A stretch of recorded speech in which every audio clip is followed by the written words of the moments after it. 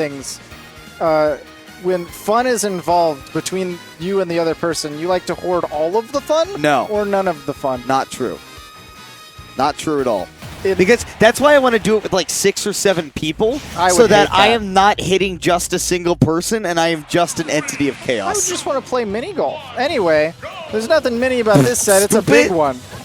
Yeah, no, this is definitely one of the more important sets you're going to see all night. It's defined by the fact that it will be a 3 out of 5. And Denti, you know, probably going to see the Olimar later if the PT doesn't work out, but we'll be starting with the trainer and, more importantly, starting with the Squirtle, who is amazing in this matchup. Absolutely, I agree.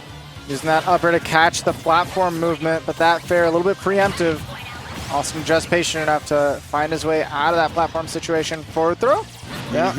Darko's not going to kill, so he gets that extra damage. And you got to be careful as Squirtle, knowing that any electric effects are going to take a huge toll on that withdraw. And already Awestin picking up a stock on that edge guard. Catching that roll.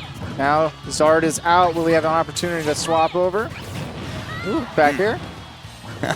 Denti's just putting up a zone, and Austin's like, I want in. I want in. Back throw, sets up for the forward air. He catches him going for the fire. You see Awestin do that a lot. I think Denti's just kind of done his homework, and he knows, all right, you know, if Awestin wants to try to land, he'll try to cover with that PK fire often and then go down to the ledge, but I'm not giving him the chance. Denti narrowly able to avoid the PK Thunder Mess. That's going to be a jab lock. That's going to be some good damage and not quite going to get the bat hit, the tipper. Yeah, looking more like dead. Isaiah kind of Falefa instead of Joey Gallo, but he's going to finish it off anyways with that up air. Already up a full stock. All right, Awestin at the ledge, gets caught by the fair. Squirtle normally pretty good at the ledge trapping, but Austin's so good at slipping away. No confirm off of the forward tilt. That PK flash just reminded me of what happened to Kumite between these two. Yeah. Oh my gosh, I'll get into that after Denti's done with this edge guard. It could end in a stock for him. Barely misses that first downer, and then not even close with that second one. And now Austin's got this ledge trap set up for himself. All right, the first one looked like he was going to be able to, he was timing to catch an air dodge from Austin. Didn't give it to him, mixing it up with the Austin had already used his air dodge. Oh, okay. Yeah. Then just poor timing in general, I suppose. Yeah. Ooh, get up attack gets him away from that PK fire. Patient on these platforms is the name of the game with Awestin today. Wow. Denti so far away with that Vine Whip, able to snap that ledge. I see Awestin just this insanely controlled aerial drift to not give Denti the opportunity. Look at him just bounce that PK fire up and down, and Awestin will be bounced into that last stock by that back air. Denti's sitting at 110% with Zard. He's probably going to stick it out with his Zard to try to maintain as much girth as he can. Hold on to that stock. And with as much girth as he has, he can hit pretty hard too. Awestin has to go for the PK Thunder. Denti was just not ready to go punish it. Wanted to make sure the air dodge wasn't coming, and that will mean that game 1 goes to Awestin.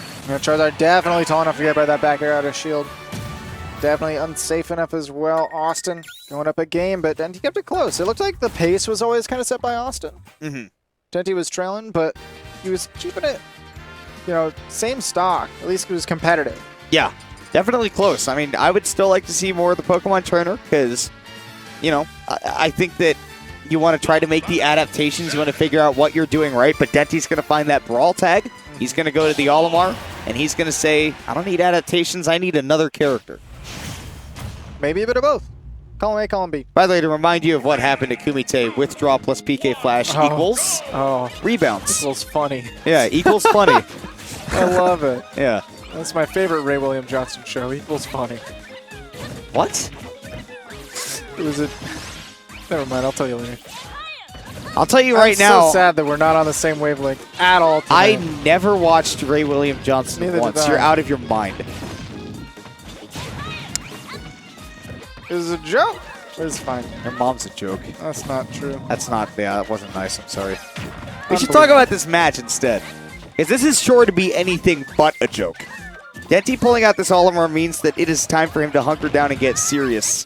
Do everything he can to win this game. He's got a Town and City too, which honestly just the size of the actual stage of Town and City is so massive that you figure that Olimar loves this stage a lot. Definitely. He likes the room to move. He also, the close side blast zones are actually kind of beneficial for him as well. He's still able to get these kills early. Have you seen that twice now Awestin has tried to get a rising forward air that would work on any other character, but on Olimar he's just so dang short that he only gets clipped by that first hit of the forward air, does not get dragged into the rest. There we go. Stuck at this ledge. Gotta watch out for the fire. Denti's giving him a lot of space, but that's gonna be an up throw? No, back throw. On this stage with that high ceiling, he's not gonna get the kill. Now wants to ensure that he'll be able to close it out the next time that blue Pikmin comes out, and it is in the lead right now, so Denti not going to opt for an edge guard. He wants to bait Awestin into that landing. Now blue Pikmin back on point. We'll see him, wow, just close it out with a forward air from the blue Pikmin, catching that jump from ledge. Right, one of the things you'll see better Olimar players do is instead of saying, okay, blue is good for grabbing, so I will grab with it, is say, okay, you're going to try to avoid this grab because you see blue in the lineup. A lot of people will jump to avoid the grab, for example, and I can just catch you jumping out of the corner. I don't care if it's not blue's strong suit. You're at 180%. Yeah. Will definitely hit you hard enough. Now Denti still making use of it too. Got Awestin off stage and just going to go for a little bit more. It converts it into a juggle, which I really like, that he wasn't trying to just continually ledge trap. He saw an opportunity to maybe build up some more damage just by having the Ness over him. And Denti's doing a really good job of running with this momentum. Weaving just in and out of Austin's zones. Doing a great job of applying all this damage. Nice. Ooh. Awestin setting up a reversal. Oh, he bats the wrong way. Now, yep, jumping once again to try to keep Denti from breaking that threat zone there on the ground. Okay. Great aerial drift from Awestin to avoid all these ledge pressure. Ooh, but how is he going to keep up this pressure on center stage? And how is he going to hold on to the stock? Drifts away with the first forward air, is able to avoid the mats. Oh my gosh. Oh, he thought that he had the distance. He did not. No, not quite the actual third double jump that you sometimes think of that air dodge being for Ness. But now Austin's got this chance to bring back the stock. Denti again going underneath stage and forcing Awestin to give up the ledge trap that he had. Back throw not quite going to do it. No, it does. Absolutely. It's close side blast zones. And I know Olimar's light. I just thought, no rage. 100%. However, Olimar tiny and close side blast zones means death for certain, yeah. I don't know why I said that like Sean Connery. death for certain. Death for certain. Falling up, rising up air means he's going to get punished. Awestin doing a great job of controlling center right now, though. Using the PK fires to do it as well. He knows that if Denti...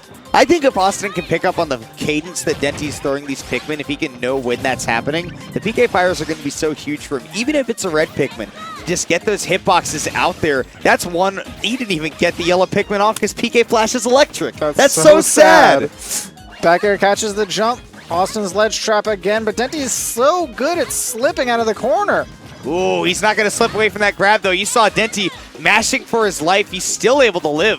Ooh, tries to immediately go for the double. Doesn't quite find it. Back air does catch the dash, and that's why that DI was poor. You see Denti. He's getting a little worked up about that, too. He's like, how do I deal with all of this pressure that Ness puts on once he's up close to me? See, there's a little bit of a trade-off, right? I feel like he feels more in control of the game as Olimar than he does with PT. At points, but the trouble is it doesn't matter how much control you have, you can get reversed like that at such a low percent. The lightweight nature of Olimar really is tugging on. Yeah, that's what we're seeing the trainer. Maybe not. Potentially. Maybe we'll see the Little Mac. No, Pokemon Trainer. Again, I think that given the way that game one went, it felt like Denti was on the verge of, kind of making the adaptation that he needed to kind of take that game two and then go, all right, maybe now that I kind of see what I'm doing in this matchup, the Olimar could come out based on stages, but... Jesus, Denti is putting on some damage right now. Quick 50 with Squirtle, Ivysaur applying more pressure. Oh my gosh. Jump caught. The triple jump, I guess, caught. Denti can't be happy about that one, man. You run that huge, just a lot of damage at the start, and then to lose it so quickly because of one misspaced Flare Blitz. Oh, the up smash catches. That was an angry up smash. Yeah. That was cathartic for Denti. Mans was mad. Yeah.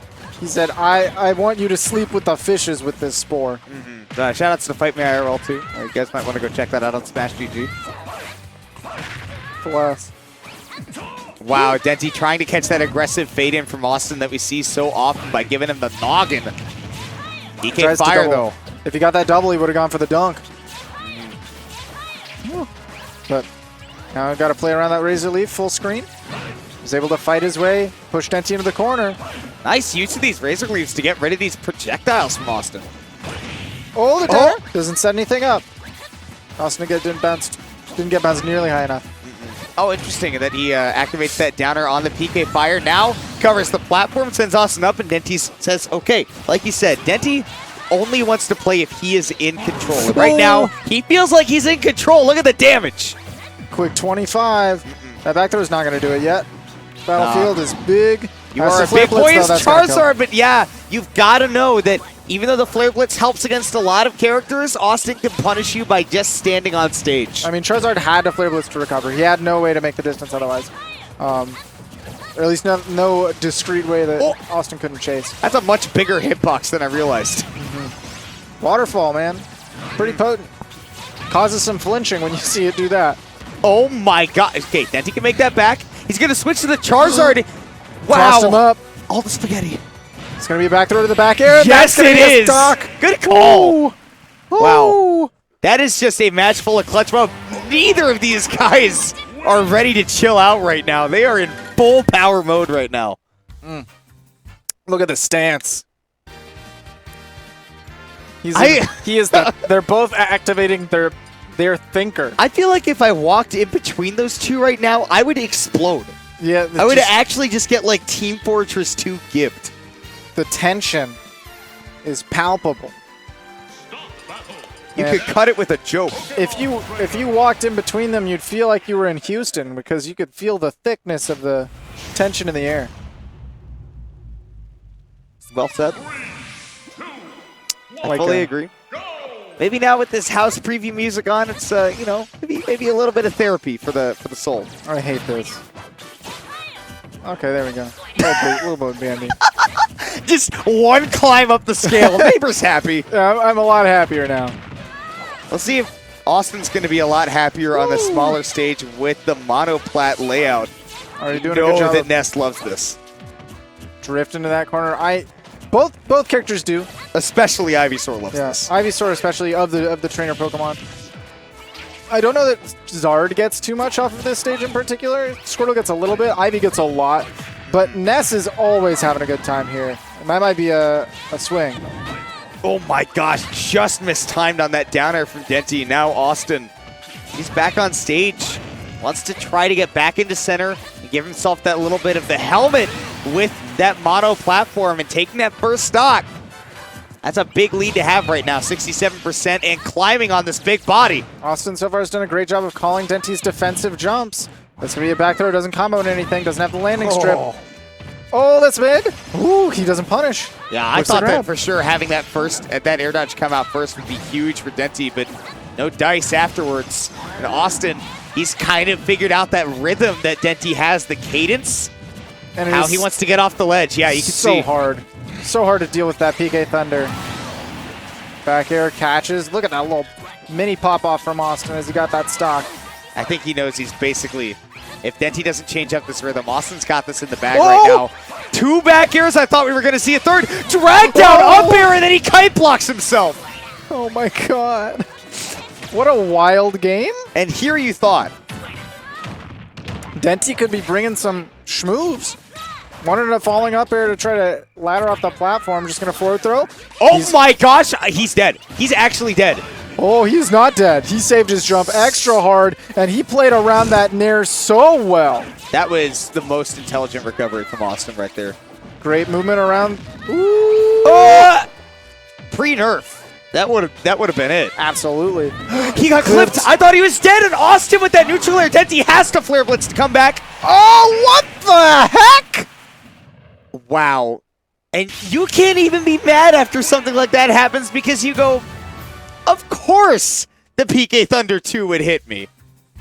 Of course it would. That's totally, why would it ever not do that?